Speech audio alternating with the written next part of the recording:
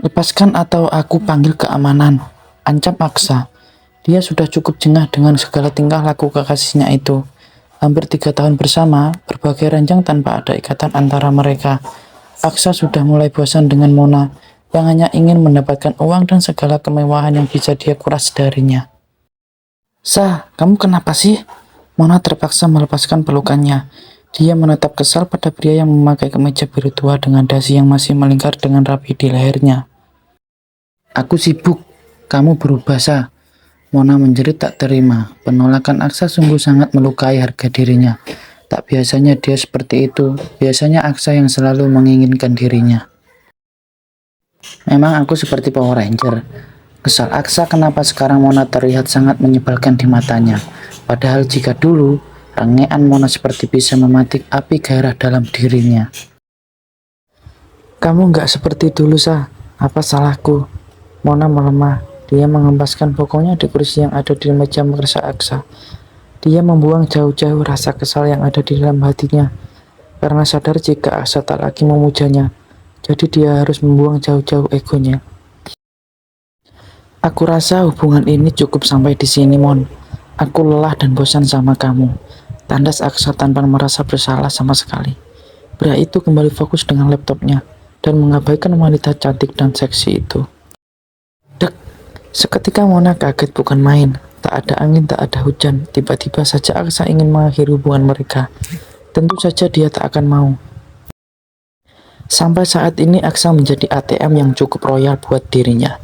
Entah sudah berapa banyak yang dia keruk dari pria itu. Mona sebenarnya tidak cinta mati kepada Aksa.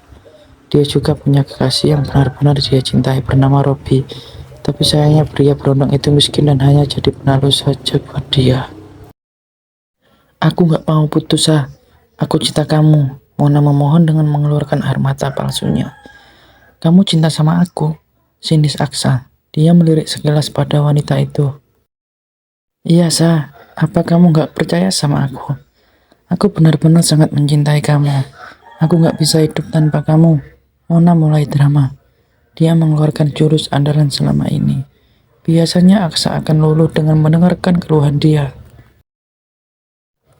Aku sudah lelah dan bosan sama kamu, Mon. Sebaiknya kita berpisah saja. Hubungan kita sudah terlalu lama dan sangat monoton. Ujung-ujungnya hanya berada di ranjang. Aku lelah. Aksa tetap pada pendiriannya. Dia ingin segera mengakhiri percintaan yang entah mengapa sudah tak dia inginkan lagi. Melihat Mona saja sudah membuat dia kesal dan ingin marah. Apa karena Naura? Kenapa sejak wanita itu masuk ke dalam hidupnya, semua jadi terasa hambar dan Aksa seakan tak ada gairah lagi kepada lawan jenis di luar sana. Aku akan memberi kamu kesempatan untuk berpikir, Sa. Aku nggak mau kamu menyesal akhirnya. Mona mencoba memberikan solusi yang pastinya menguntungkannya. Apa servis dia lebih unggul dari aku? Terserah kamu, Mon. Yang jelas bagiku kita sudah end. Sekarang kamu pergi dari sini dan jangan pernah kembali lagi ke tempat ini. Apartemen yang kamu tinggali tak akan kuminta. Itu aku berikan kepada kamu. Mengenai hubungan ranjang aku dan istriku itu bukan urusan kamu. Tapi Sa, Mona masih tidak ikhlas jika harus kehilangan sumber uangnya. Sudahlah, saat ini dia akan mencoba menjauh dari Aksa. Paling juga 1 atau 2 hari dia akan kembali lagi sama aku. Aksa sudah candu dengan aroma tubuhku ini. Monolog Mona dalam hati. Pergi, bentak Aksa. Dengan mata melotot yang nyaris keluar dari tempatnya. Bukankah kamu yang menyarankan aku untuk menerima perjodohan ini? Maka jangan sok-sokan mengatur hidupku. Sa, boleh nggak aku minta sedikit uang saja? Ada tas bagus yang sudah lama aku inginkan. Dengan tak tahu malunya wanita itu masih meminta uang pada Aksa. Aksa menatap tajam pada Mona, dalam hati ingin sekali memakinya. Tapi dia tak akan membuat mulutnya mengeluarkan kata-kata jelek untuk wanita itu. Mulai detik ini tak ada lagi uang atau barang buat kamu. Bagiku kita sudah selesai, pergi. Aksa berkata dengan tegas. Sa, hanya 50 juta saja, aku pergi atau aku akan menyeret kamu. Mona memilih untuk mengalah kali ini. Mungkin Aksa sedang kalut dan bingung. Dia tidak ingin membuat pria itu semakin marah dan malah merugikan dirinya. Wanita itu segera meninggalkan ruangan yang kekasih walau dengan hati yang sangat kesal. Dasar benalu, geram Aksa. Belum sempat dia fokus lagi pada laptopnya.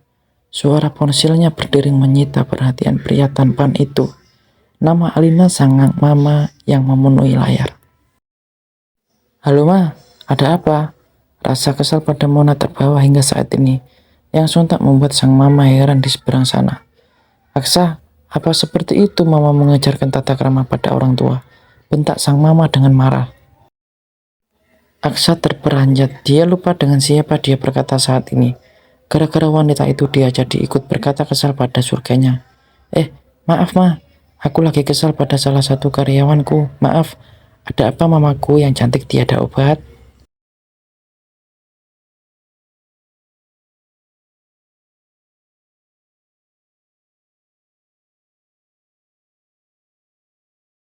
Dek, apa-apa mah? Menginap? Ada acara apa mah? Aksa terbata-bata. Jika mama mengundang mereka, tentu saja itu tidak aman baginya. Dia harus berpura-pura mesra dengan Naura, dan itu sungguh menyebalkan. Memang harus ada acara khusus apa, biar bisa mengunduhnya anak mama sama menantu mama. Wanita di seberang sana tampak kesal sekali. Mungkin jika Aksa ada di depan matanya, sudah dia jewer telinganya biar sadar. Ya enggak mah, hanya saja kenapa mendadak sekali. Aksa mulai bingung. Dia menggaruk tangkuknya yang tiba-tiba terasa gatal. Sudah, jangan banyak protes. Mama kangen sama menantu mama. Kalian makan malam di rumah mama saja. Seketika Aksa merasa kesal karena dia tak dibutuhkan lagi. Sang mama malah lebih merindukan sang menantu ketimbang dia, anak kandungnya sendiri. Mama apa-apaan sih? Anak mama siapa sih sebenarnya? Kesal Aksa. Terdengar Alina terkekeh geli membuat Aksa tambah kesal. Mama menjebalkan rajuknya. Jangan terlambat. Mama akan masak banyak nanti. Sudah ya, ingat jangan terlambat atau mama hapus dari daftar kakak keluarga. Ancam sang mama lagi. Iya ya, sahut Aksa dengan malas. Mama tutup ya. Ma, apalagi? Minta nomor Naura ma. Lirik Aksa sembari menggaruk pelipisnya ragu. Sudah pasti sebentar lagi sang mama akan memarahi dirinya. Sudah cukup lama menikah tapi tidak punya nomor ponsel sang istri. Apa kamu bilang Aksa? Alina berteriak marah. Apa ma? Jadi kamu belum punya nomor istri kamu? Suami macam apa kamu ini? Kesal sang mama. Tak habis pikir dia dengan putra tunggalnya itu. Lu ma, makanya aku minta sama mama. Ya sudah, nanti mama kirim lewat chat. Ingat, jangan sampai telat. Iya.